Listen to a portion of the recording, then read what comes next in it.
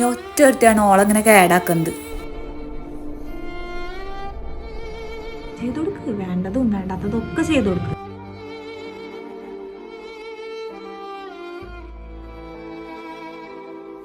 എന്നോട് ഞങ്ങൾ പണ്ടേ പറയാറുണ്ട് അവളിങ്ങനെ അയച്ചു വിടരുന്നത്. ഡിഗ്രിക്ക് വിട്ടപ്പോ ഞങ്ങൾ പറഞ്ഞതാ പഠിക്കാന്ന് വിടണ പിടിച്ചു കെട്ടിക്കാൻ. ഇപ്പൊ എന്തായി? പിന്നെ നാട്ടിലൊന്നും വേറെ ജോലി ഇല്ലാണ്ടല്ല എറണാകുളത്ത് പോയി ജോലി എടുക്കുന്നവള്. ഇതൊന്നും ആർക്കും മനസ്സിലാവില്ല എന്നാണോ എന്റെ വിചാരം?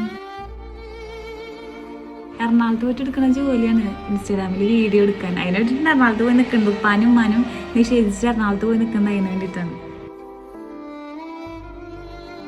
എന്നോട് ഞങ്ങൾ പണ്ടേ പറയാറുണ്ട് പെൺപിള്ളേരെ തല്ലി വളർത്തണം. നല്ല അടി കിട്ടാതെ എന്റെ കുഴപ്പമൊക്കെ വീഡിയോ എടുക്കാൻ നടക്കുന്നുള്ളൂ.